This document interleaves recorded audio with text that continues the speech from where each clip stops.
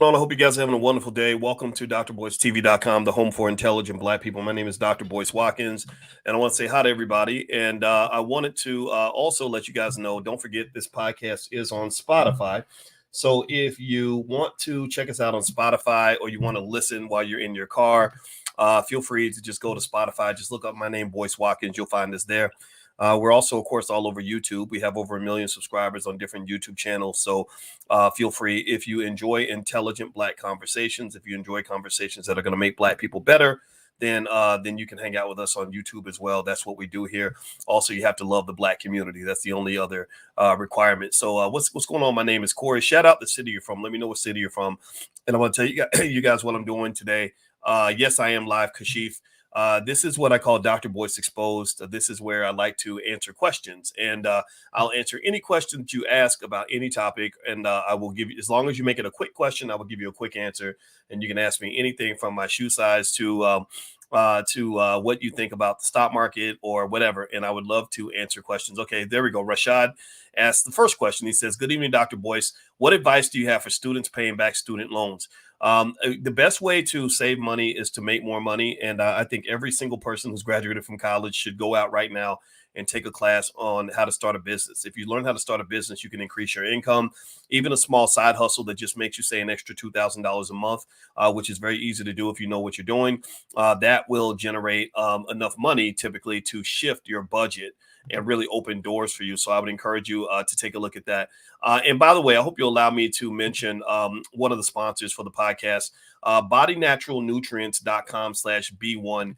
They have some really good supplements related to bone factor advanced bone and joint formula. It's plant-based with 3 clinically proven ingredients that heal joints, reduce inflammation, and regenerate cells for all natural relief for arthritis, pain, inflammation, and stiffness. Bone factor advanced bone and joint formula is your key to a pain-free life. So their website is up here, and you see that they have a /B1. It's bodynaturalnutrients.com /B1. You'll get a discount if you go to that link and go take a look at their Black-owned business. And thank you for sponsoring the platform. Anybody who wants us to shout out your Black-owned business, just go to drboycefinance.com. That's drboycefinance.com. All right. So thank you for letting me get that out. Thumbs up, hit the thumbs up button, thumbs up, share, subscribe. You can ask your questions. So let's see. Dr. Watkins, I'm looking for a good side hustle. Do you know of any lesser known side hustles I can research and jump into? Well, I know that Andre C. Hatchett does something on mobile notaries, how to be a mobile notary. Apparently there's a lot of money being made for people who become mobile notaries. So you may want to look into what Andre Hatchett is doing. Apparently a lot of people are supplementing their income well with that. Also, if you just search, maybe even use AI, Chat GPT, what are some side hustles I can create to make some extra money? There are people that do everything. It depends on what your talent is. Maybe, if you have books, there's classes you can take on how to create a book. A lot of people think you have to be an author to write a book. There are plenty of books written by people who are not authors. I mean, you'd be amazed at what opportunities are out here for people that literally maybe don't even have any real skill to speak of per se. They just know how to work a system. What is your stance on the Supreme Court's decision on affirmative action? As Justin. Sorry, I mean it's Justin, not Justine. Sorry, it sounds like a masculine name. My apologies, brother. So Justin, I think the Supreme Court decision was bad. I don't like it. I wish the Supreme Court supported affirmative action.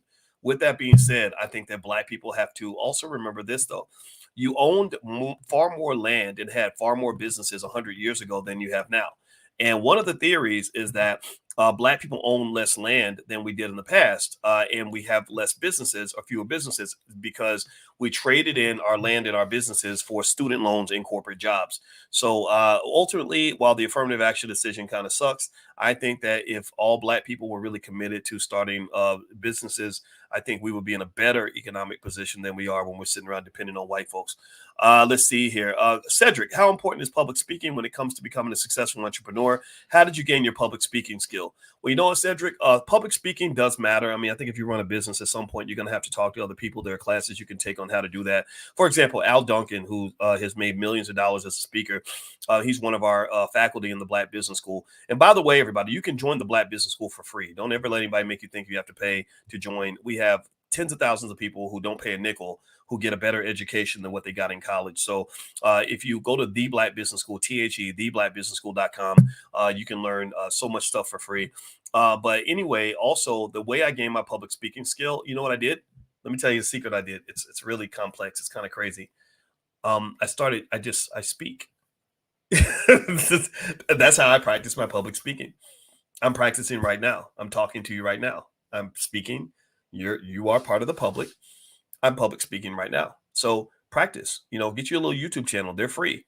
Get on there, force yourself to practice. If you're not sure what to do, write down 3 key bullet points and do a 60-second video. Okay, 3 things you want to know about blah, blah, blah. Right. And then just watch some of the good speakers out there. The best speakers I've seen out there are people like Eric Thomas.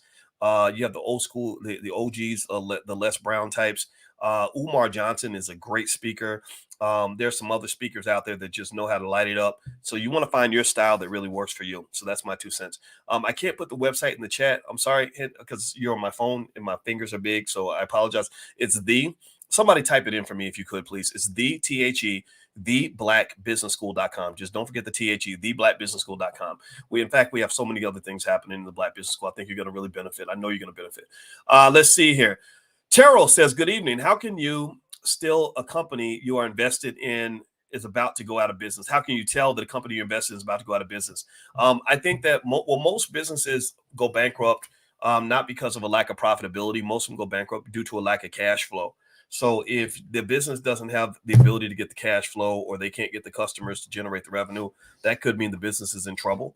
If you are talking about a publicly traded company, it's a little bit harder to tell because they're not going to always give you all the information. Because if they tell everybody they think they're going to go bankrupt, then people will stop investing, which will increase the likelihood that they will bankrupt. It's like a run on a bank. Like the more you tell people that you're falling, the more they're going to believe you're falling, which is going to increase the chances that you're going to fall. So it's hard to tell, but I think that there are some indicators in stock market investing of what healthy companies look like versus unhealthy companies, like companies in the S&P 500. I tell people to just get started investing. Stick with the S&P 500. Stick with the good stuff. Stick with the companies that know how to make money. Don't go after these crazy cryptos. Don't go after these stocks that are barely hanging on, and these little companies that your little cousin told you about. Stick with the companies that are good at making money. What is a good stock to sell cover calls on? There's one that I make money on called C3.ai. C3.ai has been a major cash cow for me for the last year and a half. So AI is the ticker symbol. If you'd like to get better at generating income with covered calls, I have a training called How to Make Money Without Working.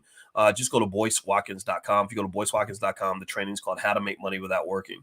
Let's see here. What was Sharif says, what was your first stock you bought when you did first get in the stock market? I think I first started off with a mutual fund. I do have a video or a training called How to Buy Your First Share of Stock. If you go to firstshareofstock.com, that's firstshareofstock.com, you can go there and get started. I hope everybody here is an investor. I think that's really important. Do me a favor. If you have a question, try to keep it like maybe a sentence so I can read it, because if the words are small, I can't see them all on the screen. So like Disha, I see you got a question, but it's a little bit long, so it's a little bit tough to read everything. But he said, what are the insights on sharing economy, particularly in relation to platforms like Airbnb, on how individuals from underserved communities leverage these opportunities? I would say anything you want to learn, just know somebody out there is probably teaching a class on it.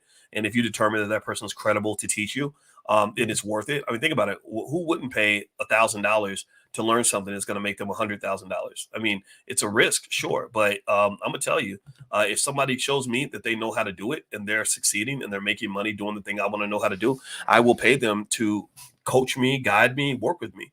The acquisition of knowledge is very important. Let's see here.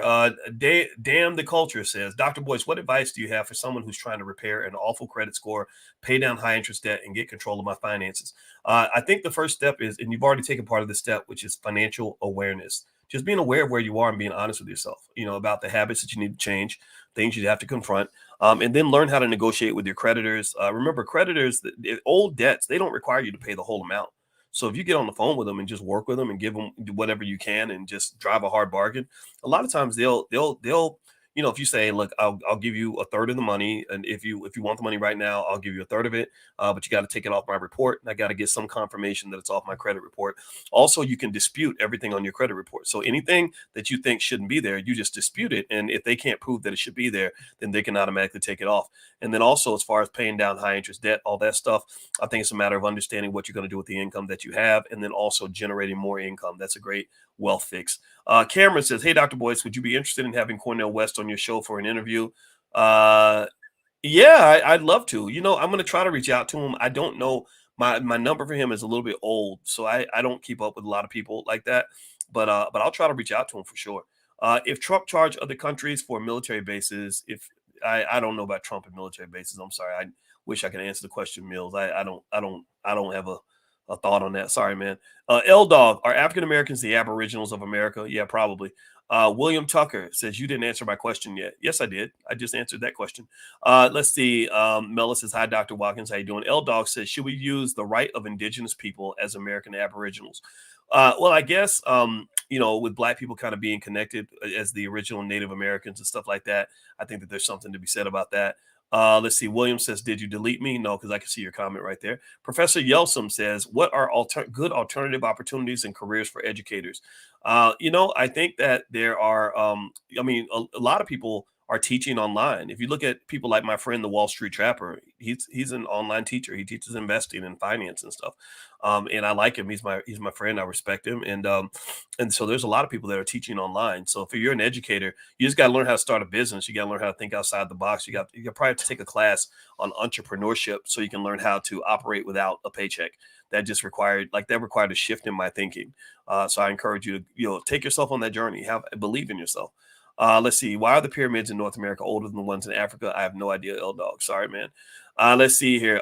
Denny says, how much should be saved? The 50-30-20 rule. I don't know the 50-30-20 rule. I'm sorry. I should probably know that, but I don't. I have to be honest with you. In terms of savings, I would say 20% of your income is as savings or as investments would be definitely a good benchmark. Do more if you can. Eric, I'm looking to start a real estate fund. Where can I go to raise capital from investors?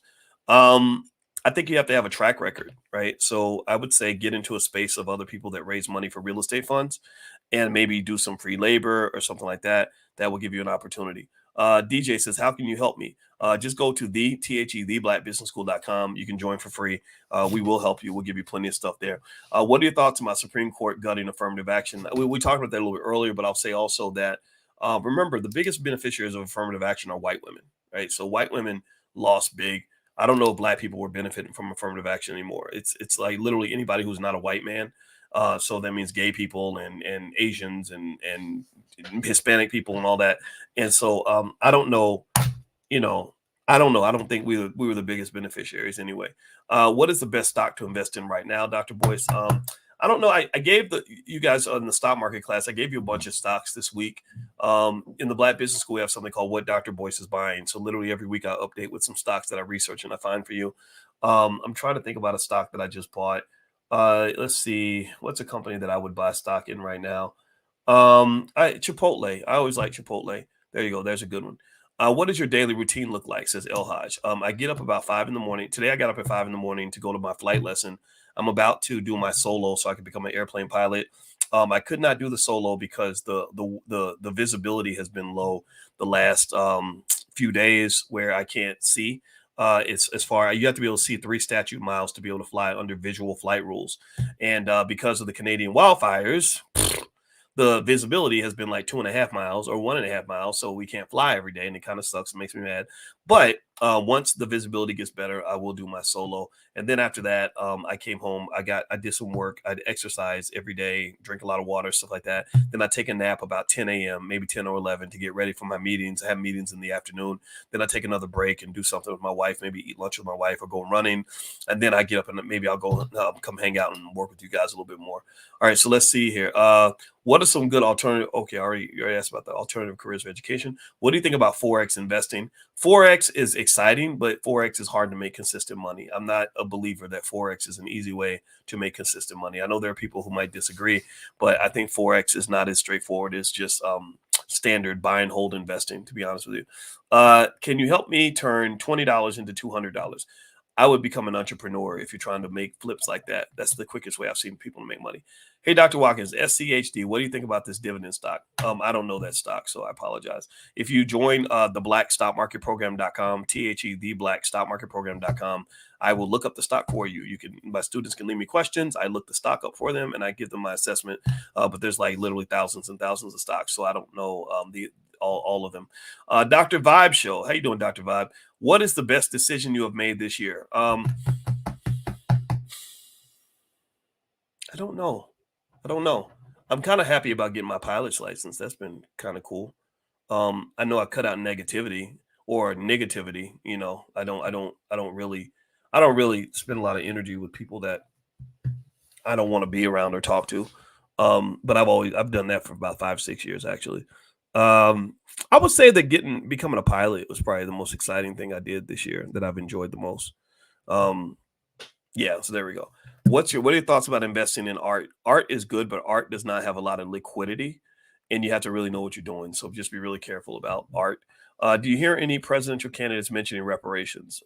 No, not really. I think the Democrats are starting to talk about it a little bit more because they're worried about losing the black vote, and I do think that losing the black vote could cause them to come up with a faulty, just complete BS reparations plan. Like they'll come up with some stupid stuff like, oh yeah, we're gonna give you $8.45 in some free Popeyes chicken or something.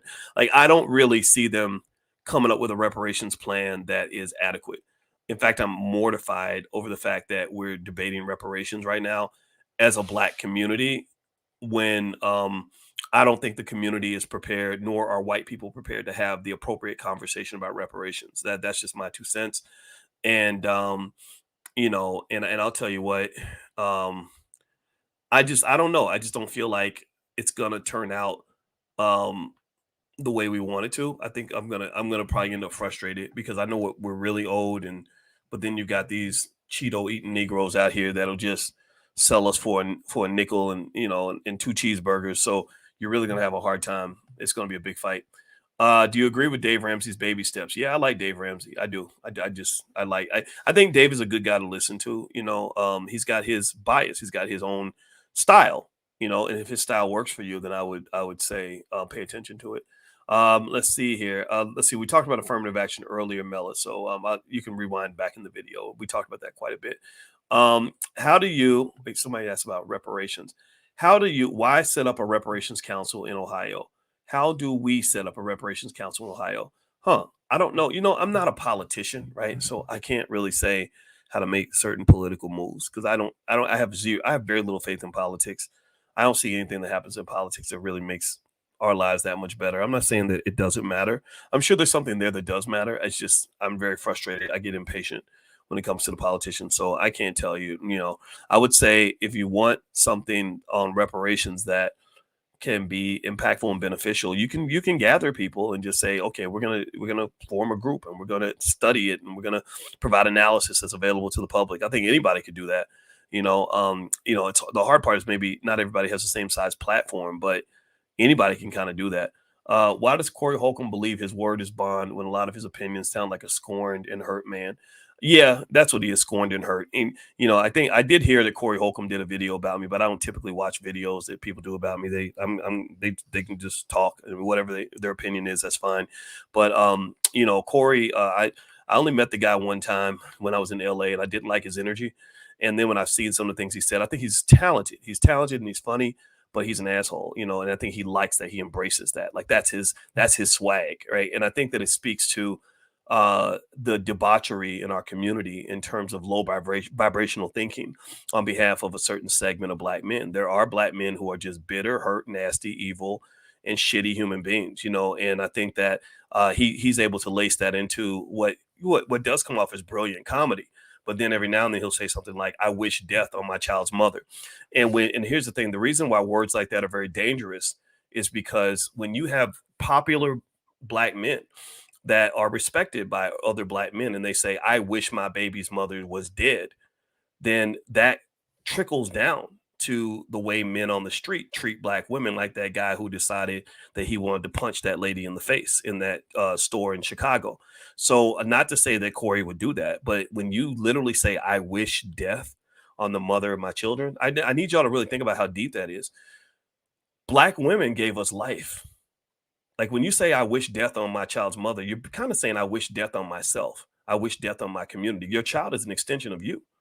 So there's no greater honor on this earth than giving birth to a black child. I really just, and I'm thinking about this too, because talking to somebody about, where he said, yeah, my wife is going to go back to work. And I said, well, why is she going back to work? Y'all don't need the money.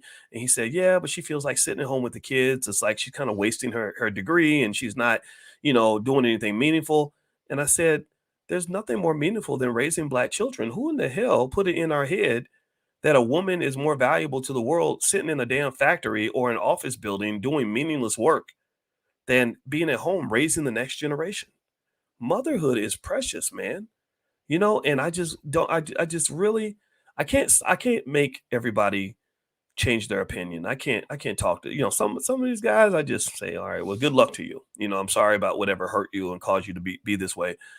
But I really, for the black men that have sense, I need you all to stand up on these issues and speak up, because when you sit there quietly and allow um, the assholes to misrepresent you, that affects all of us.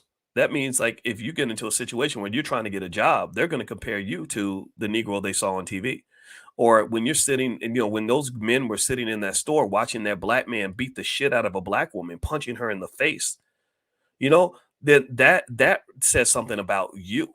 That says you're not man enough to speak up for the decency in your community, the decent people in your community. I know there's a lot of black men who just don't think that way, who do respect women, who do respect their families, who do want to raise children, who love their kids. They don't go around, wishing death on their child's mother just so they can tell a funny joke. That's not funny, man. That white folks been wishing death on your black ass since slavery.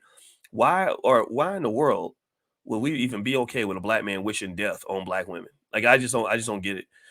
And so I know they're going to be out here, and I know some of them get mad at me, and it's okay. I was raised by a real man, so I'm not. So men don't scare me. I just it doesn't. I don't bully easy, so it's not. I ain't scared of the white man. I certainly ain't scared to these beta male black men who will talk all crazy to a black woman, but get on their knees when a white man walks in the room. That has nothing. I have no respect for that.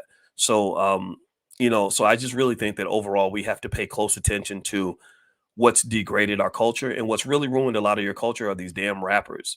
Sitting here, tickling the balls of Jewish record label executives who are paying them handsomely to degrade their own community. And you think it's okay because some white man put money in their pocket. I don't think it's okay. It's never okay. Tell your jokes, bust your raps, play your basketball, but shut the fuck up. That's my 2 cents on that. Anyway, let me keep going.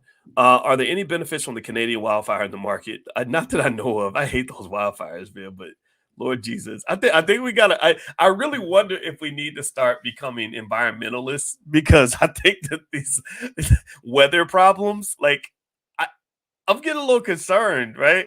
Because you got the wildfires, and then you have record-setting temperatures over there, and all this other stuff. I don't know. I just think it's going to be interesting. Now they're even talking about trying to manipulate the weather so they can block out the sun and all kinds of stuff there.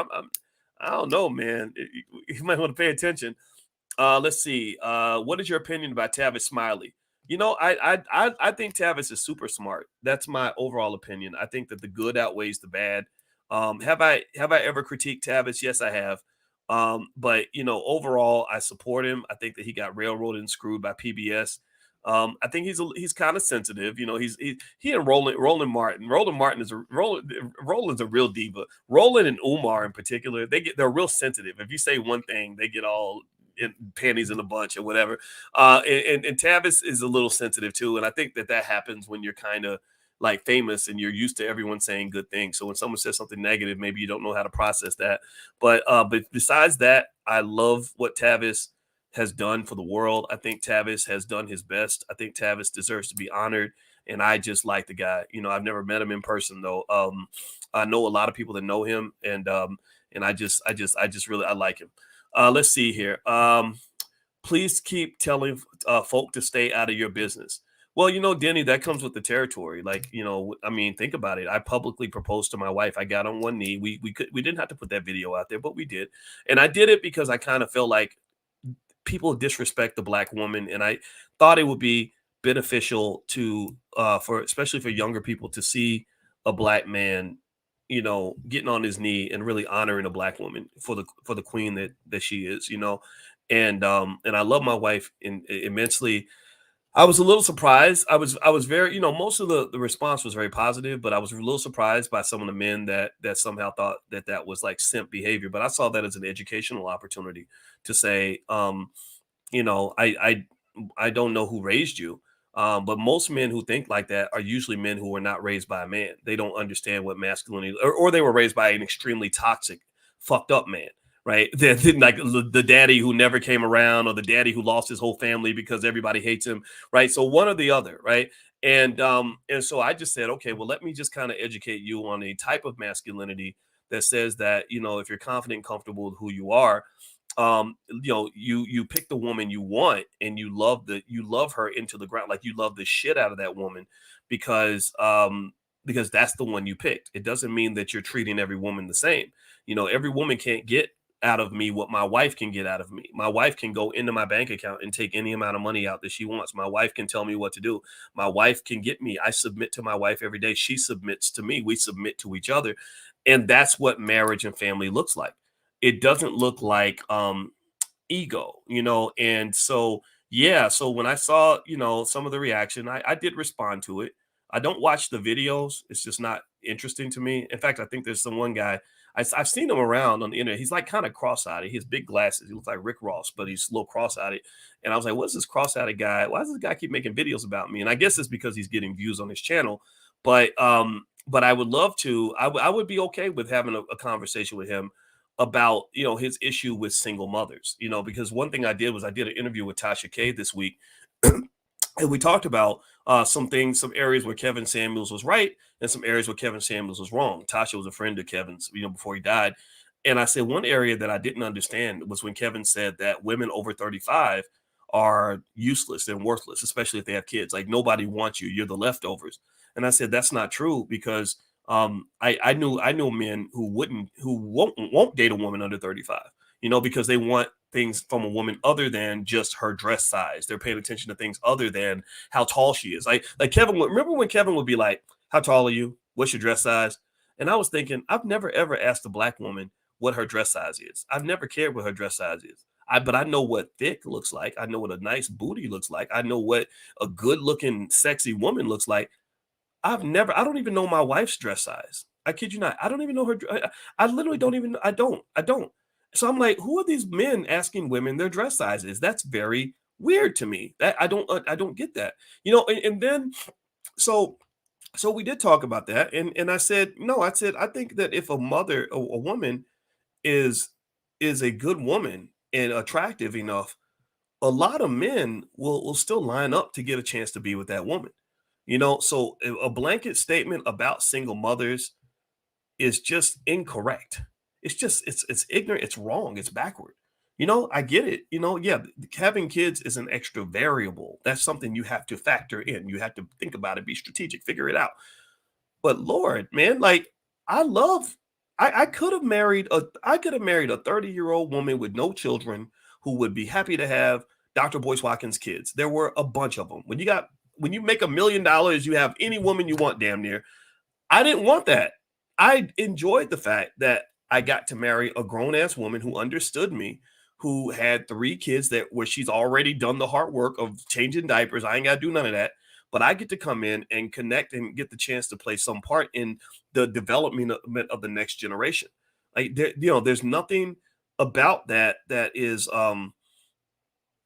there's nothing. It's just fun. That's all I'll say. Like I don't understand why you would say that that's just a terrible thing, because I love it. It's fun for me to pour into black children. I want to see them succeed. I want to see the community win.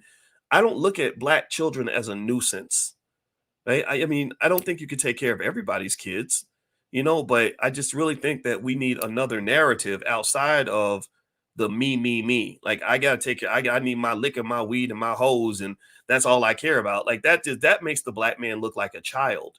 And I know where they get it from. They get it from fatherless homes, and they get it from rappers, because a lot of rappers come from fatherless homes. So you have individuals that get into pleasure seeking. Pleasure seeking is where you're only showing up for the pussy. You're never showing up for the responsibility, right? And this also translates into other issues, whether it's addictions to drugs and alcohol or whatever. But then also it's a function of youth too. Like if you're 28 years old, maybe you're going to see the world differently than you will when you're 48 or 38. So I don't expect young guys to live like me because I'm 52. You're not 52. If you're 32, you can just be 32. When I was 32, I was not married. I was very single and I lived my life.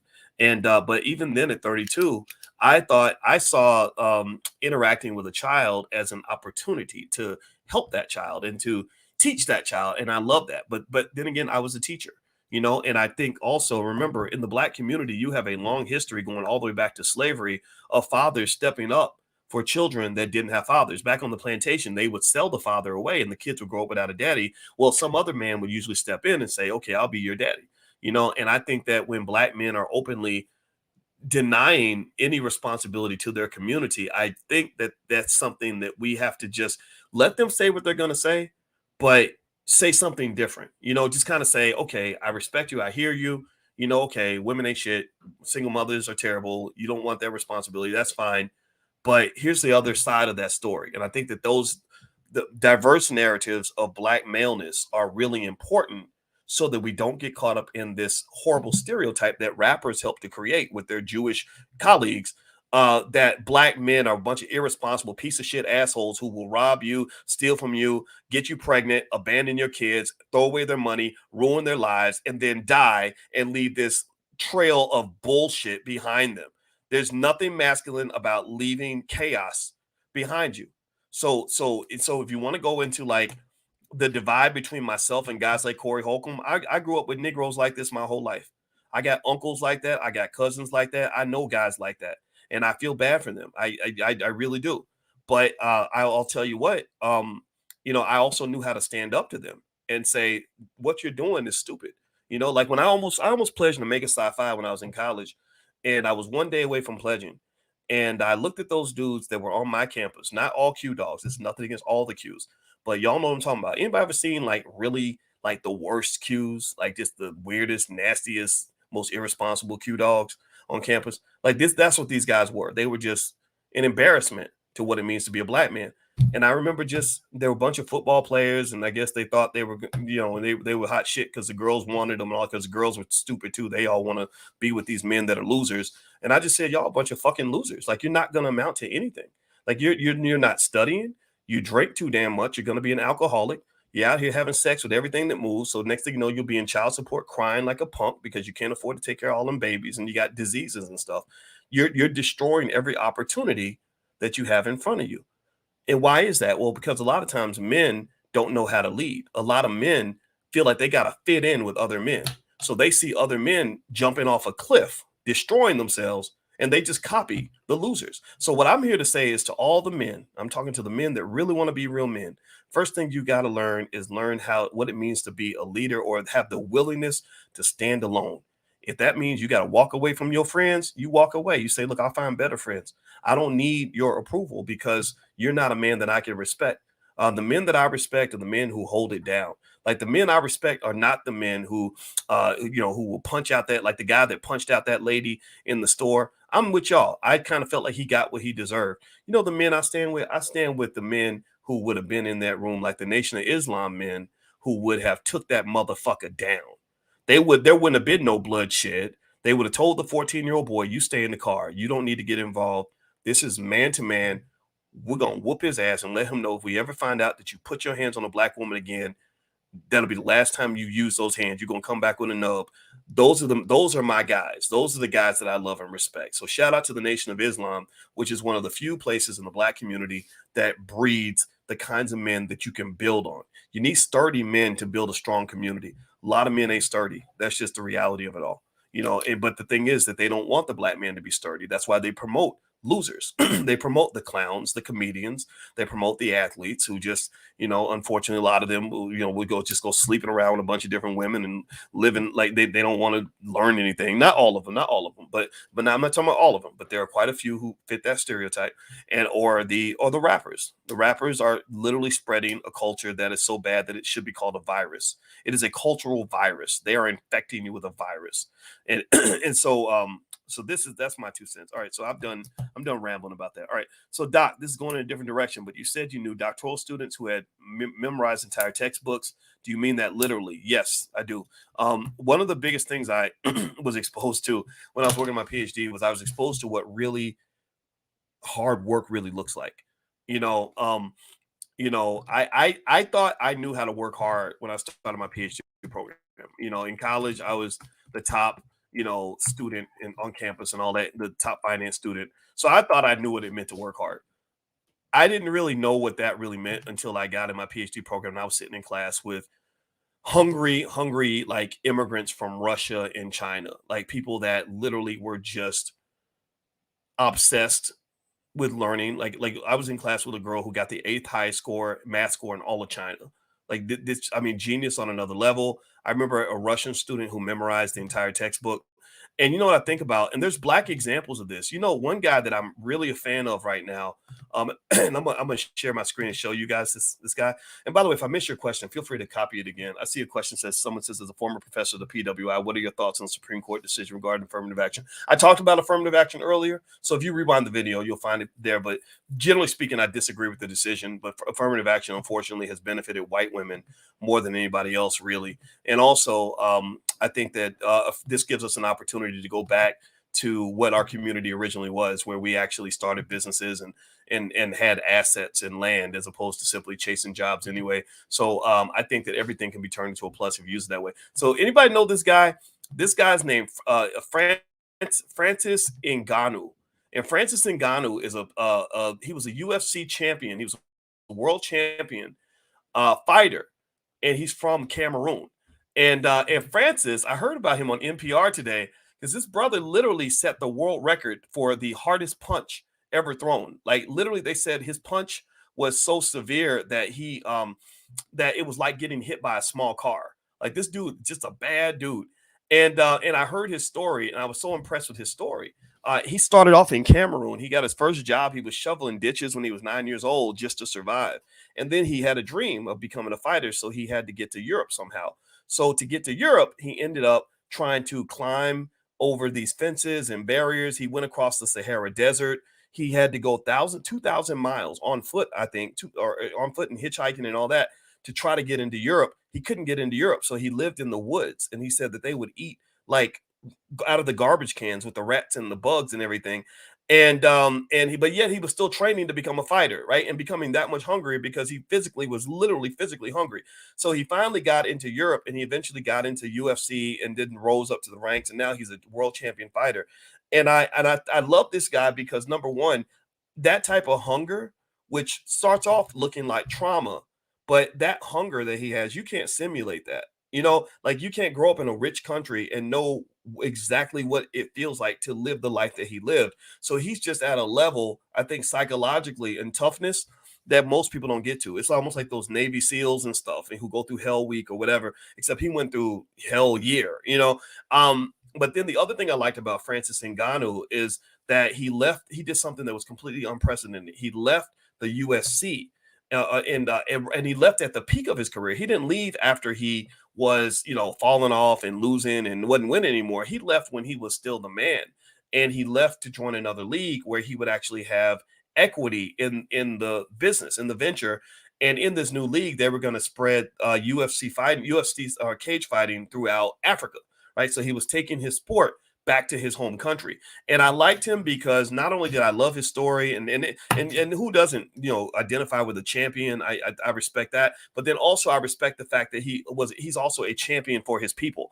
And that makes him different from a lot of your African-American celebrities. A lot of your African-American celebrities, not all of them, but many of them are trained to believe that once you become successful and white people want you, you kind of leave the black community behind. Like you're still technically black and you might still, throw up a black fist or say Black Lives Matter. But in terms of really where you're putting your energy and your heart and soul and your equity and your wealth and your power and your resources, you're not really trying to do that anymore because people have trained you to believe that once you get away from black people, like, okay, you've made it. Why in the world would you go back around those people and back into those situations? These people are not worth being around. But he wanted to actually take that back to his own people. And I think that we need more black people who think that way. That way we don't have to have dumb debates like the idea that we have to debate over whether or not Deion Sanders should have considered staying at a HBCU. And the first thing people start doing is they start bashing the HBCU and they start bashing the black community. And then they start talking about how much money the white people are paying him. And they're basically saying, yeah, oh, I would leave too. I wouldn't want to be around black people if I don't have to. So when you have people that think that way, why do you think your community's broke? Like, why do you think your community doesn't have anything? Well, because all the good people leave. The only people that stick around are the ones who can't get out. Imagine if you're in a relationship and you're dating somebody who's only dating you because they can't do any better. Right? Like, think about how terrible that would feel if all the people you could get to be in a relationship with are not people that have options. The only people that would date you are people that have no other options. You're not going to have good relationships. Those are not good people to be in relationships with. So just keep that in mind. Let's see here. One last thing regarding Call of Duty: iron sharpens iron. I like Call of Duty. That's a fun game. Let's see. Tyson, Prime Foreman, Aaron Shavers. Feet Funkerson, they said that he set the record. So I assume that means for everybody, but I don't know. I got to look up the details, but I'm sure he punches hard. Let's see. I would like to know if your beautiful wife is biracial. No, she's not. She's black. Alex Keith, what is your opinion on opening a franchise versus starting a business from the ground up? I think franchises have the benefit that it's like a business in a box. They give you the whole business model. One of the hardest parts about being an entrepreneur is developing the model of how you're going to make your money. So a franchise will allow you to just like they'll just give you the instruction manual and tell you what to do. You just pay your way into the business and you get to use their brand and everything else. It's a good deal if you find the right franchise. But if you're going to do it, I would encourage you to get training. And actually, now that I think in the Black Business School, we have a franchise program. It's the fourth part of our Black Money sequence. And let me see here if the URL is still working because our let's see. Go to theblackbusinessschool.com, theblackbusinessschool.com, and just look for the Black Franchise Program, and you'll find it. We had attorney Tanya Nebo, who did a really good job of breaking down what to look for in a franchise, stuff like that. There are lots of people when they're trying to quit their jobs and trying to get off the corporate plantation who buy into a franchise. Maybe their family will buy a Subway or something like that and just run that as a business. And that's a viable way to develop a business without having to figure it all out. And let's see here. So let me also mention real quick, if you don't mind, I want to mention one of the people that helps to sponsor the podcast, and I'm gonna put his URL on the screen. And this is a supplement company. Let's see, bodynaturalnutrients.com/B1. And basically, what this brother has is a bone factor advanced bone and joint formula that's plant based. So a lot of you, as you get over the age of 40, maybe your bones start to kind of get a little bit creaky, and you have some inflammation. Inflammation is the number one reason that we get older and we get tired and all that. Well, this formula helps with that. It's all natural. It relieves arthritis, pain, inflammation, and stiffness. So if you're interested, you can go to the website that's on the screen. It's bodynaturalnutrients.com/B1. If you want me to shout out your business, just go to drboycefinance.com. It's not free, but it's very reasonably priced. And if you support us, we will support you. So feel free to go to Dr. Boyce Finance with an F.com. All right. So let me keep answering more of your questions here. Let me see. Next question. And by the way, Spotify. What's your opinion on Jason Black, aka the business?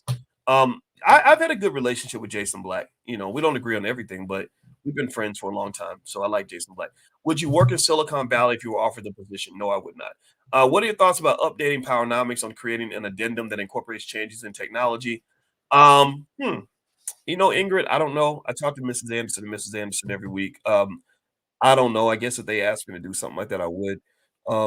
But I think what you got is what you're gonna get. I don't know if there's gonna be a lot more that Dr. Anderson will be able to do, kind of lately. Honestly.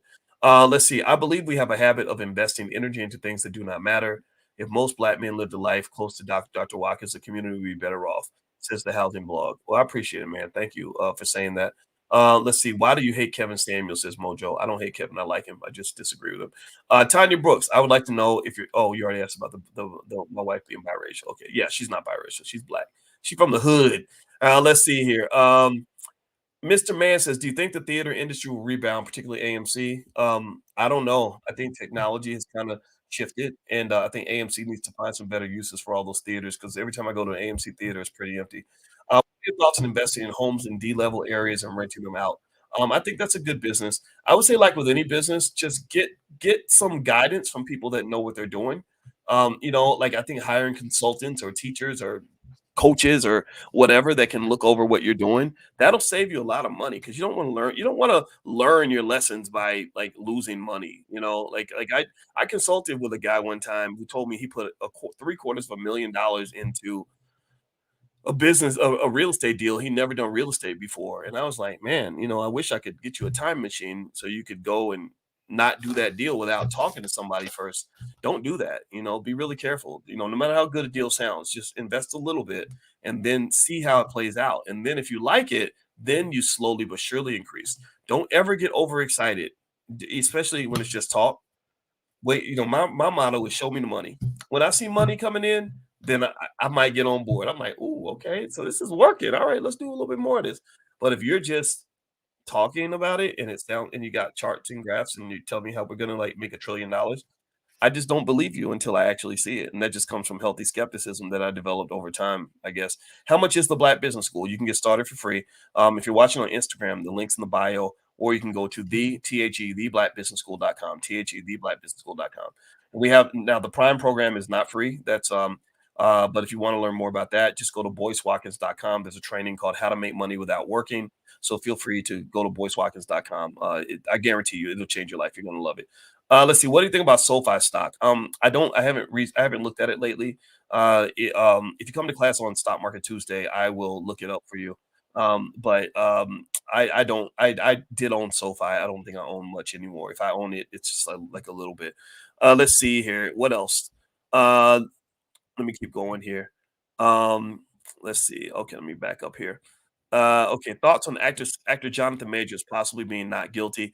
I'm happy for Jonathan Majors. I think that I heard he pressed charges against the lady. I think I think that's all kind of like planned because right on the same day, Anthony Mackie released a statement supporting Majors, kind of, and I think that that's all kind of done in a concerted effort to see if they can resurrect his career.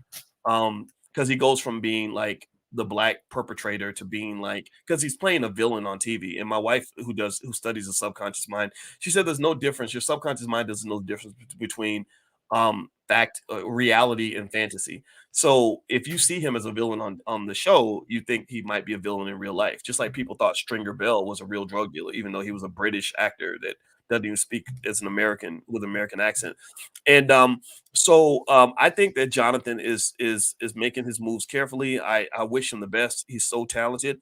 I bet he made a mistake because I also believe the people who say that he has this history of these crazy things happen in his relationship. So that means he might have to just be careful. That's it. Just be careful. But I'm rooting for him. I think everybody deserves a second chance, but it needs to be a good second chance. And I also think that we overstep a little bit. I think it's crazy to just destroy somebody because of an accusation. I think that part is a little bit ridiculous. Let's see here. Let's see. Best weight loss says Dr. Boyce, how do you deal with people mad at you for being successful?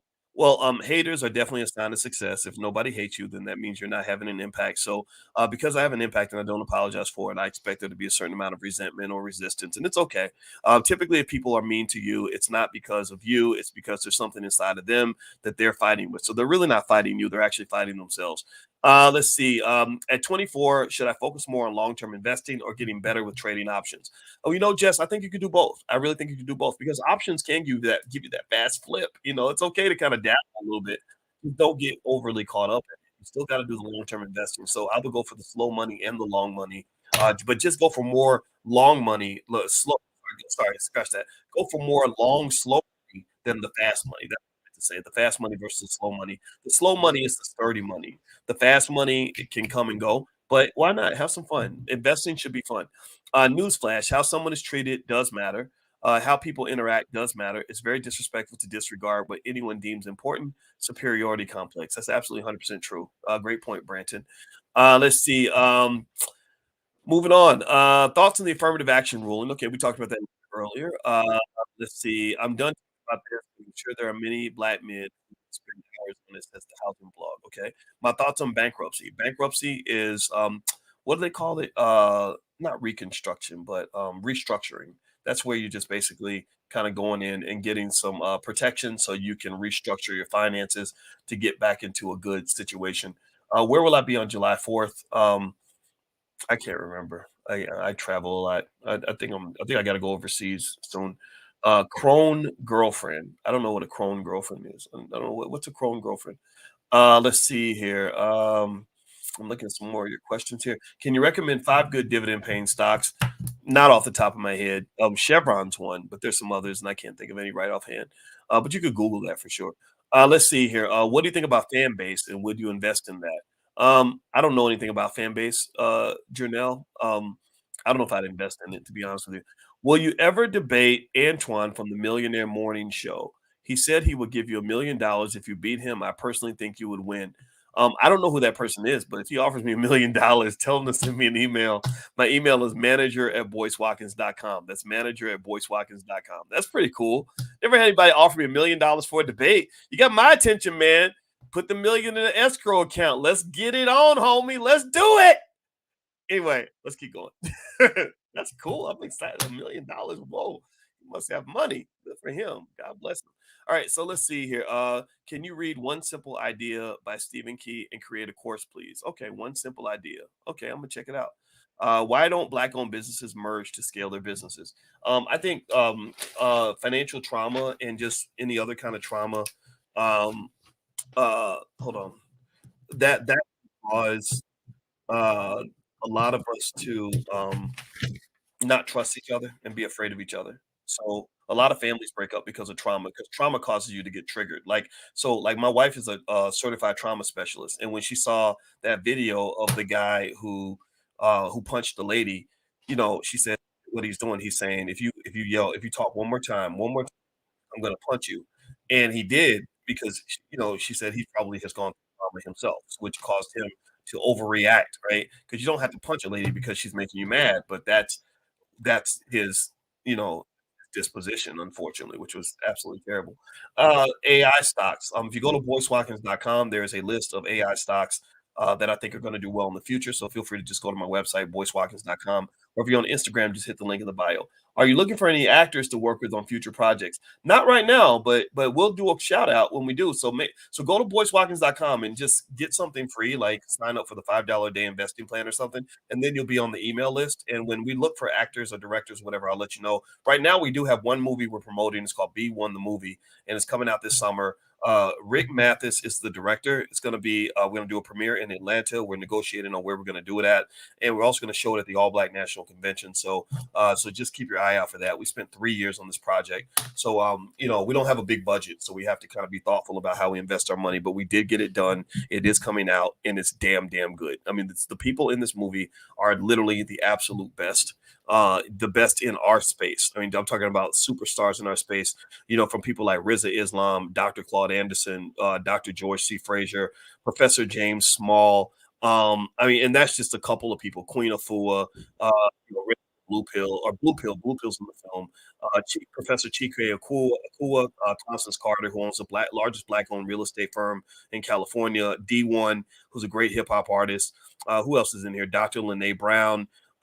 We've got some real estate guys, Julian Gordon, Jay Morrison, Jeff Lightsey Jr., who does HBCU journalism, who's a great guy. King Randall, who's a 23-year-old who started the school in Georgia.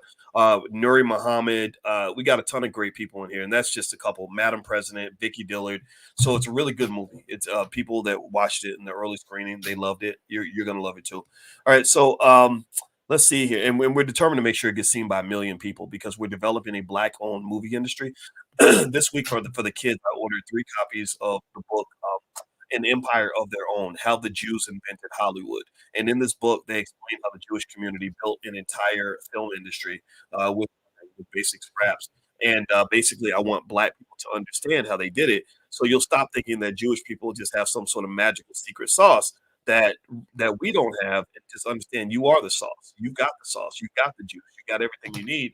So all you have to do is tap into that. Let's see here. Let's see, Dr. Boyce, would you put your house, car, et cetera, in an LLC or trust fund? Yes, I've already done that, and yes, I would. Not everything, but some of it. Let's see. AI stock recommendations. Yeah, just go to boycewatkins.com. There's a list of AI stocks. What do you think about the ruling on affirmative action? I talked about that earlier. I'm against the ruling, but I think everything can be used positively, and I think we should start owning businesses anyway. Let's see here.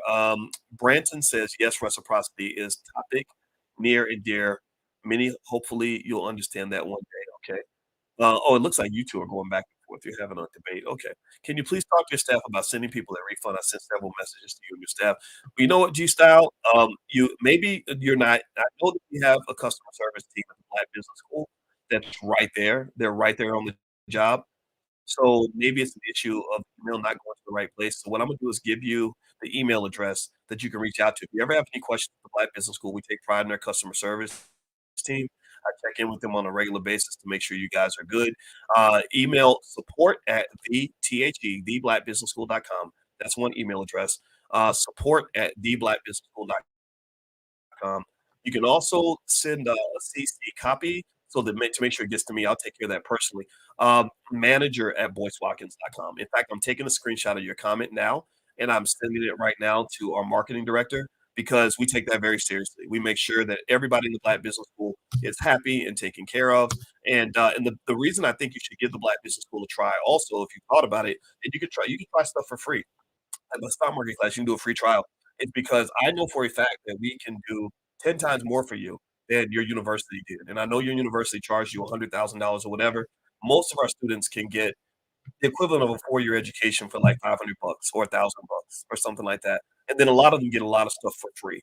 So what we're trying to do and what we are doing, we're getting this done is we're just building a black-owned university. We're showing you what a black-owned institution looks like. HBCUs are wonderful, but the problem is that they're too heavily dependent on government funding.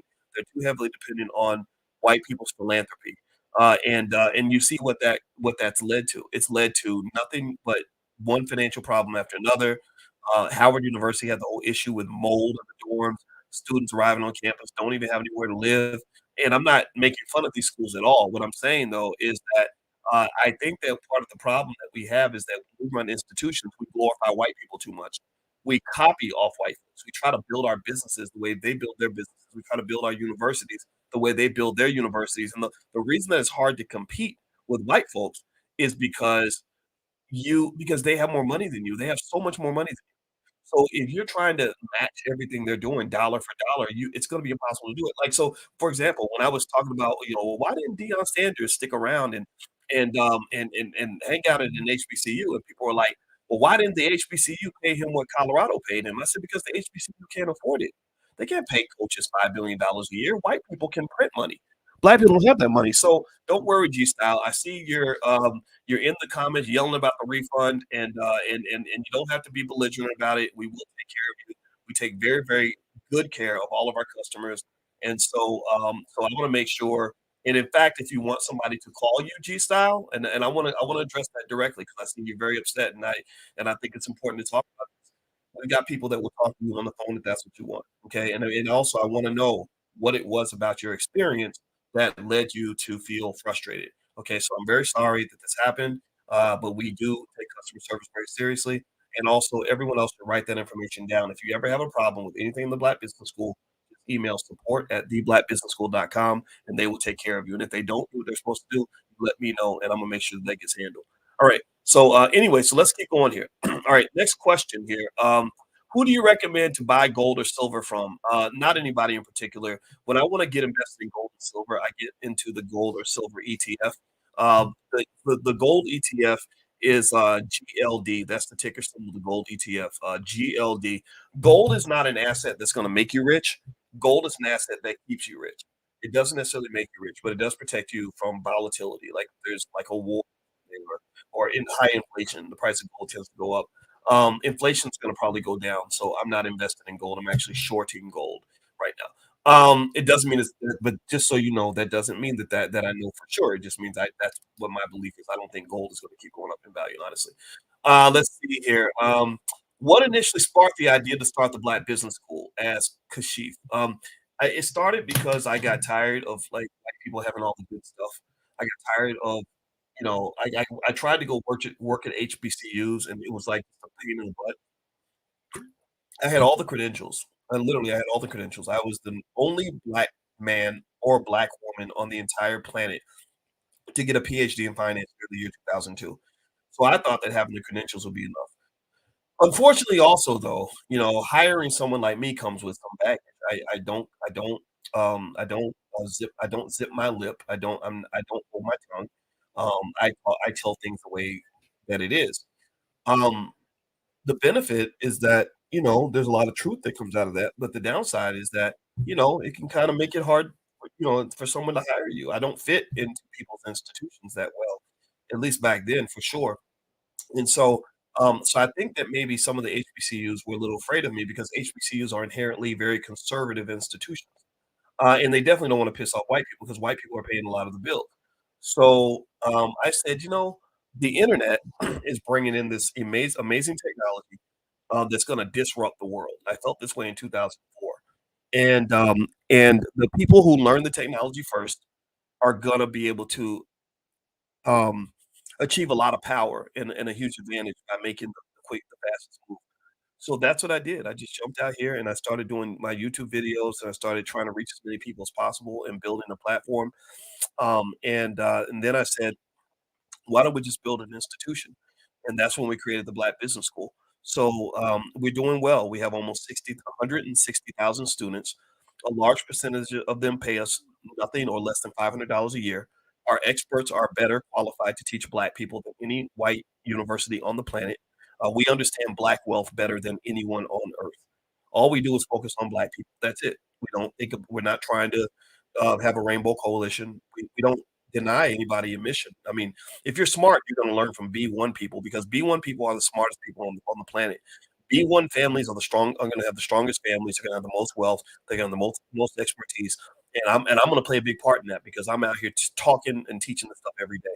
And now you're seeing some of the results of that, right? We've gotten things changed. We've gotten politicians to use different language. We've gotten rappers to start rapping differently. They rap about wealth now. They didn't do that when we first started.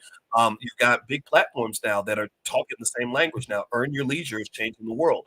Wall Street Trapper is changing the world. And these are all people, when I reach out to them, every time I talk to Trap, he says, you're the OG. You kind of helped us get started. And a lot of the guys say that. That makes me happy because that was my goal. I was back here in 2009 doing this by myself. I said, I'm going to keep screaming this from the rooftops, and I'm going to do this every day consistently. And I did that for over a decade until somebody starts listening, right? And now people have started listening. So effectively, I just really think we've got this great opportunity, and I think and so the Black Business School, I'm super excited and proud. I'm leaving 75% of my wealth to the Black Business School, because I know we're gonna build, like, kind of the Harvard for Black people because we are the world's leading Black wealth expert, because that's all we think about, that's all we focus on, and I have the credentials and so do my colleagues. Right, so anyway, let me keep going. Alright, so next question. Let's see, Housing Blog says, "I met you in Orlando." Cool, nice. Um I remember Orlando. What initial let's see here, next question. What did you know melanin is more valuable than gold? Yes, I did know that, and my wife tells me that. Even though she got a lot of melanin because y'all know she's high yellow. I make fun of her because people think she's a white woman. Let's see, what would it take to build a new Black Wall Street? I think it's kind of built. My buddy Sharif Abdul Malik at We Buy Black, he was heavily instrumental in developing the new Black Wall Street. I bet you there. I don't know numbers, I don't count their money, but I bet you they're doing millions of dollars in business, for Black-owned businesses. And he's not the only one. Everybody's trying to do it now, right? So the train is already leaving the station 100%. Let's see here. Juice Thousands, why do you keep ignoring me? I'm not ignoring you. I answered your question earlier, man. So just make sure you talk to the team, and I promise you to take good care of you. Let's see here. Toddy says, well, next question here is, my name is Corey. How's your biological daughter doing, Doc? She's doing good. Thank you for asking. I'll tell you guys about her. Let's see. Tara Redmond says the customer service is definitely great. Thank you for saying that. Chanel is great. Yeah, Chanel is awesome. Chanel is we have a good team, and without the team, I couldn't do what I do at all. Montana Max says 5150. I don't know what that means, but okay. Thank you. Let's see. The housing blog says, "What vehicle do you recommend for building wealth for a 2-year-old?" I would say, something simple like, if you go to boycewatkins.com, there is the $5 a day investing plan that you can take look at, and that's totally free. And also, if you want it as a hard copy, you can go to Amazon. It's over there too. Do you have a course for stock options? Yeah, I do. A couple of them. One is if you go to stockoptionsmasterclass.com, I think that's a URL. Let me type it in, make sure it's still up. But yeah, if you go to stockoptionsmasterclass.com, I've got a masterclass there where I teach the fundamentals of stock options, stuff like that. Or you can also go to boycewatkins.com and have a training there called How to Make Money Without Working. And that's where I talk specifically about how I generate money selling stock options on the sell side, not on the buy side. I like to be on the sell side. When something's overpriced, you want to be a seller, not a buyer. Let's see. Lucky Game says, I live in Honolulu, but I'm moving back to Harvey, Illinois. Is there a way I can have you talk to my art and tech after school program that will be opening next summer in Chicago? Yeah, email manager at boycewatkins.com and let's see what she says. Manager at boycewatkins.com. Okay, G Style keeps asking about refunds. Didn't we have a long conversation about the customer service? Is she not hearing my comment? Because it looked like you made the comment at 10:48 and I was talking about you at 10:44. So that's very strange. I hope you yeah, I don't know. Are you just messing with me? Because I literally somebody's probably emailing you right now. So check your email, ma'am. Somebody's reaching out to you. I promise you. We got you, girl. We got you. We got you. All right. So let's see here. Let's see. Somebody says, Ed G style, you don't act like this toward white businesses, so stop it. Yeah, well, I'm not mad at her. I don't think we should beat her up for her comments because if she's not happy, I want her to be happy. And we're gonna do whatever we need to do to make you happy.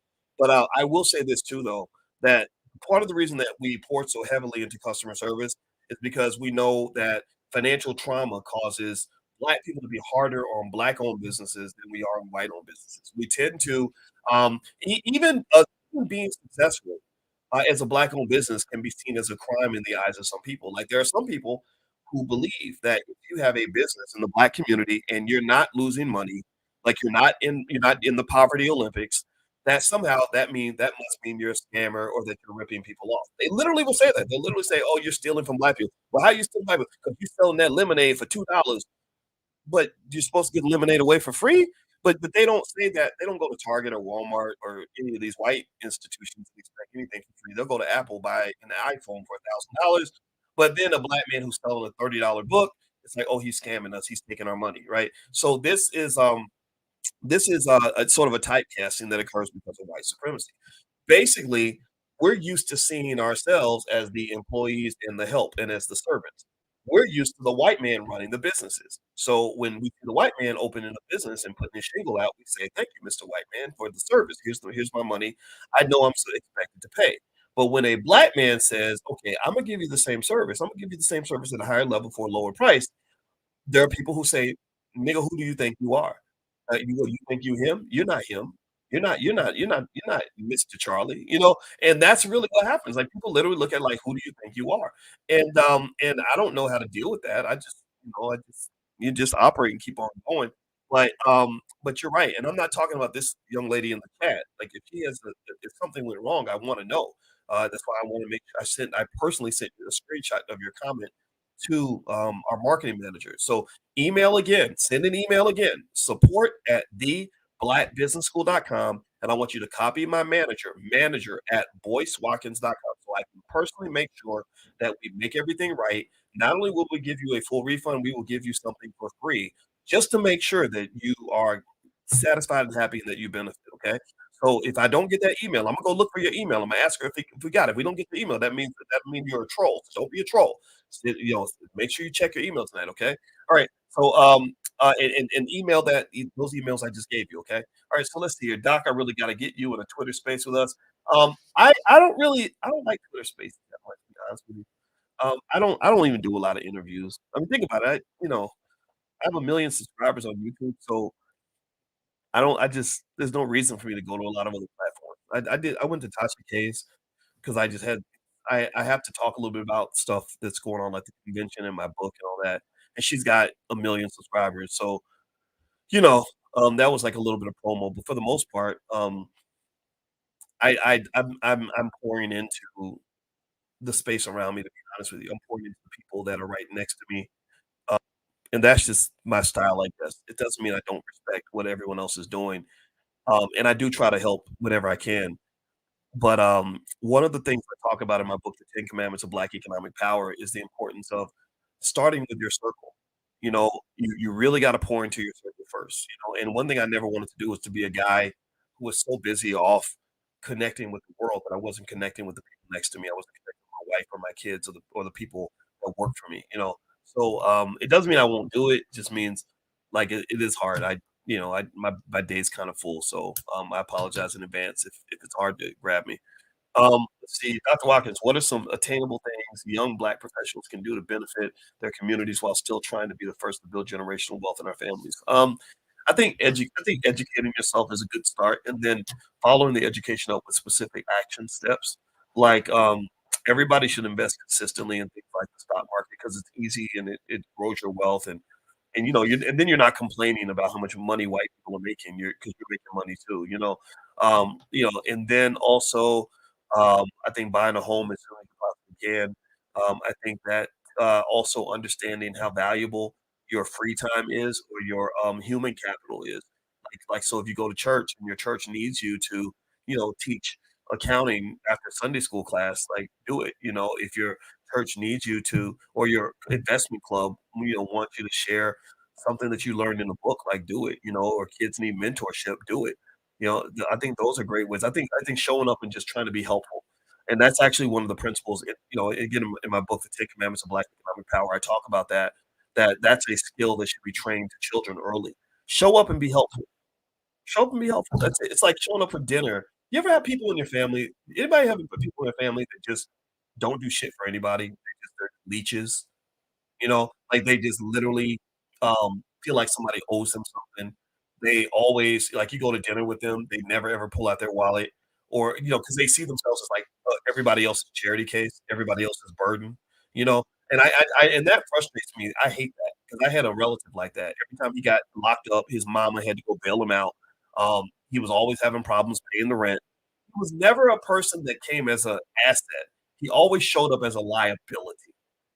He always showed up as and that wasn't just resources, like, some people say, "Oh, but he was poor, you can't make fun of poor people."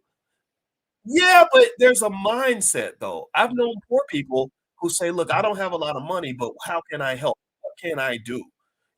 Like, that's a mindset, that's an attitude.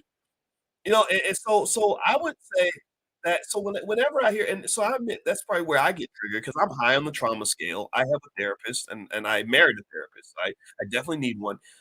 I get real I do get a little triggered when I see, like, Negroes that don't care about nothing but themselves, or guys who are like, "Well, why would you take care of somebody's kids?" Well, because children deserve love, you asshole. Like, why in the world would you think that there's something wrong with a man who wants to protect and support children? Like, that's crazy to me. So really, I think that this idea of showing up and just saying, "What can I do to help?" goes a long way. You got football coaches and track coaches that'll mentor the kids. You got school teachers that'll buy school supplies for little kids because their parents won't do it for them. They don't say, "Well, fuck them kids. Those ain't my kids. I don't care nothing about them kids." No, you got those teachers that are like, "No, the baby needs lunch. I'm gonna get lunch for the baby." That to me that's connected to God. Like, that's beyond just like simple X's and O's. Like, that's spirituality, that's an energy, and I'm a fan of the positive energy, man. And I think that when you succeed, you're more likely to succeed as a community and as a family when you train each other to have that positive energy. It's like if we all get together and we're getting together to eat and we're getting together for a picnic in the park and I don't never bring no food, then how we all gonna eat? The only way we're gonna eat is if you bring enough food to feed yourself and you feed me. So this is what happens in the Black community. You've got people that are believe that they owe nothing to the Black community. They don't owe anything to the kids, nothing to no people. F you, I'm a celebrity, I'm not a role model, whatever. And then what happens is that there are people that end up having to pick up the pieces from the people who abandon their responsibility, and then we make fun of those people too. So you look at that guy who did marry some lady and decided to take her children under his wing and raise them properly, and you say, "Oh, look at that simp. What's wrong with you? You a simp." There ain't no simp. That guy's called a hero. If you can't do it yourself, that's okay. But you should be clapping for that man and saying, "Thank you for taking care of them kids so they don't grow up and become little hood villains that run around robbing and killing people because they were deprived of love. Do you understand that nearly every thug, rapist, murdering gangbanger in the hood is basically a sweet little child who was deprived of love? Do you understand that? Do you understand that when we neglect our children, we're literally releasing predators onto the community? You do understand that, right? You do understand that that 16-year-old with an AK-47, just a few years ago, he was a little baby that wasn't trying to hurt nobody, but somebody thugged him out, and it was your lack of attention, your lack of concern for him, so these if you care about the village, if you are pro-Black, not everybody is, a lot of Black people are anti-Black life, but if you're pro-Black, then I think I encourage you to at least see the village, and whatever you can do to help the village, that's my point. So let's see, Dr. Boyce, what is your opinion on Dr. Umar saying that it's Black men's fault that many Black women chose thugs over intellectuals? I liked where Umar was going in terms of talking about men just being accountable. I think that's very important. And I think that men need to hear that because you have a lot of men saying, "We're holding women accountable. We're holding women accountable." That's fine, but are you also holding yourself accountable? Hold yourself accountable first, and then hold women accountable. The same thing's true with women. They say they were holding men accountable, or hold yourself accountable first. Then you can hold the men accountable. Because all this bullshit about people trying to hold other people accountable, but you ain't holding yourself accountable, that's just stupid. That's scapegoating. That's just ridiculous. That's you're taking all your problems and offloading them onto the other gender instead of stepping your game up. So I like that part about it. What I didn't agree with or like completely is I don't think it's all of our faults, and I don't think I think that I don't think every man has to internalize this idea that somehow he's at fault because a woman made a bad choice. I mean, just understand, we live in a society that tells us that women are strong and equal and everything else, and that women are capable of making smart choices just like men. So if a woman makes a bad choice, I'm the guy who says, "Well, a lot of that's on her. A lot of it's on her." I mean, yeah, Black men should do this and should step up, and chances are she may be making that bad choice because her father wasn't there, right? A lot of women, are in pain because the first man that ever loved them just wasn't present in their life. That's where that comes from. That's where the thug loving comes from and all that, and then they start fantasizing about some stupid rapper with 18 babies mamas and 25 STDs, and somehow think that that's gonna be a good catch because he seems dangerous. I mean, my God, he might get killed or go to prison tomorrow. So that excites me because that's the stage of my life that I'm in. And they don't actually know how to think in terms of the long view yet. That this man is going to be a horrible father for your children. He's going to hurt your feelings, break your heart, just give you a disease, destroy you, and then taint you. Where a lot of men are not going to want to be around you. There are going to be a lot of men who are going to say, "Oh no, I mean, you had a baby with that guy. Oh God, no." And that's life. That's true. I think that's reality. So I think Umar was right to a point, but I don't think Umar I don't think he was saying, at least I hope not. Um, I don't think he was saying that it was all Black men's fault, but that is what it sounded like, and I don't think that that was the right answer. I don't think I'm not I know I'm not gonna take responsibility for some of the dumb crap that I see, in the Black community because some of this stuff is inexcusable, so. Let's see here. Dr. Boyce, let's see, did you know that society has held Black men accountable for jail and graveyards? Well, that's beyond accountable. I think that's them trying to exterminate us. Um, Doctor, I have been using a lot of generative AI content. What AI stocks do you recommend as popular ones?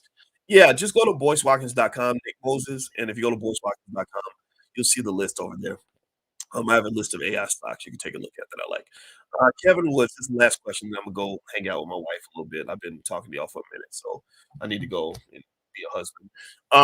Do you think that the divorce laws that we have now need to change as far as alimony's father's rights? If the father can provide a better home, I think he should have custody of the kids. Yeah, Kevin, I'm gonna tell you, I think that there's a lot of chickens coming home to roost because I think that we do live in a society that hasn't been listening to men for a long time. And I think a lot of good men have been tortured from the behavior of bad men. When we decide that men are toxic and evil and bad just because they're masculine, and it's like the people paying the price are not the villains. It's the good men. And I personally agree with you. I think marriage is risky. I think that anyone thinking about getting married, I'm a fan of things like prenups. I got one with my wife. Um, not because I don't trust her or because I think we're gonna get a divorce, but because she had stuff that she didn't wanna lose, and I had stuff I didn't wanna lose. You know, I was like, "No, I like my I wanna have my whole business when if this marriage doesn't work out." And so, I think that fathers in America that are unhappy with marriage have a right to be unhappy about certain things. You know, I don't think people are built the way they used to be built. Men are not what they used to be. Women are not what they used to be. I think that some of these movements, you know, whether it's feminism and then now you have kind of the male version of feminism happening, it's just divisive and terrible, and the worst part is that it hurts the children. The children are the ones who pay the price. The kids, you know, when you run around talking about, you know, "I hate women and I hate children and blah, blah, blah," I like the ones who get their feelings hurt, and I just think that that sucks. So, I think you gotta be real careful navigating this space, right? So, if I'm 30 and I'm thinking about getting married, first thing I'm gonna do is I'm gonna say, "Are you a woman that believes that if I don't follow the rules of the marriage, let's say I cheat or something, or do something that you consider to be inappropriate, do you feel like it's okay to take away my children from me?" You know? And, I think if the answer is yes, I don't know if I'd marry a woman like that, because people underestimate the amount of pain that fathers feel when they lose their kids. And some people will say, "Well, he deserved it. If he didn't want that to happen, he wouldn't have cheated." I get that, but you know, I think that's still like, I don't think there's not much that a woman can do that will lead us to take her children away. And taking away somebody's kids is just devastating. And so I would really kind of try to speculate as to whether or not this woman values the role of a father, because you literally do have women that really think fathers are not necessary, and those tend to be women who never had one. 'Cause so they think, "Oh, fathers are not a big deal, like, they'll be just fine without their dad." Whereas a girl who grew up next to her daddy is gonna feel like the daddy is really, really important, you know? And so, I think the law should be changed. I think that, um, there is a massive disincentive for marriage. I don't think marriage had the benefits that it used to have, and, I was happy to get married because I was, like, 46 years old, 47 when I proposed. I could have proposed at 26. I didn't want to. I could have proposed at 36 to somebody. I didn't want to. I did propose, but I didn't get married, right? So, even if you look at my life, you'll see that, I felt like marriage was better for me because I was close to 50, largely because I had already kinda lived the part of my life that I didn't feel needed to be judged by anybody else, you know, and so I think you should do what you wanna do, whatever works for you. Now, in hindsight, I would say I feel like I married a little bit later than I should have, like, I kinda 'cause, you know, I kinda maybe shoulda got married a little bit sooner, but I think you gotta do what's best for you, period. Okay, so anyway, hold on, babe. I'm almost done. My podcast. I'm live. You should go online. Go to my website. You can watch. See, that's my wife. She's outside. So, okay, babe. I'm gonna come out in a minute. Okay, I'm on the way, babe. But you should come into the chat because I was just talking about you. Dr. Bob is here.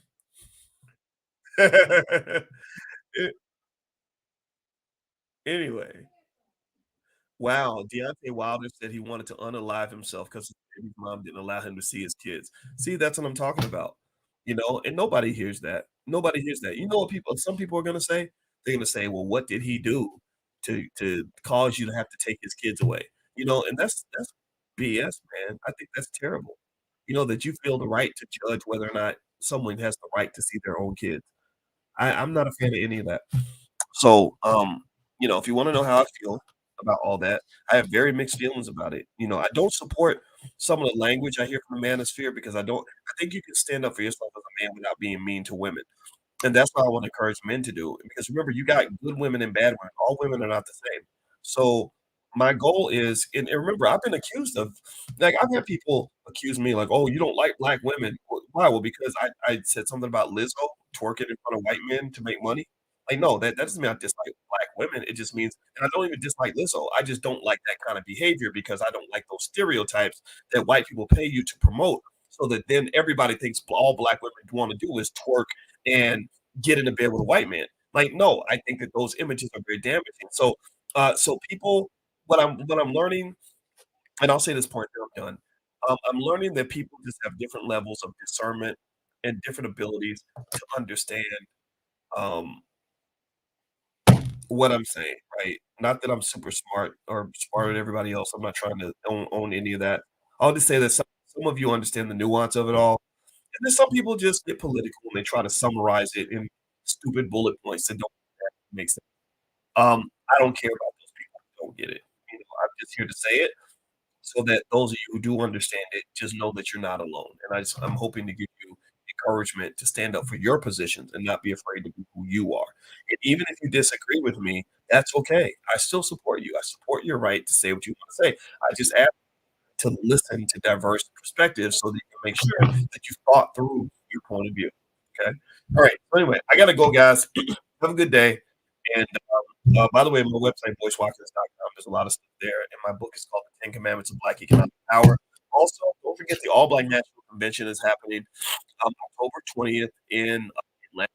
So if you'd like to join us, or be a vendor or a sponsor or have us market your business brand or whatever it is, just go to allblacknationalconvention.com. That's allblacknationalconvention.com. There we go. There's the URL. All right, everybody. Have a good night. I'll see you guys later. Take care now.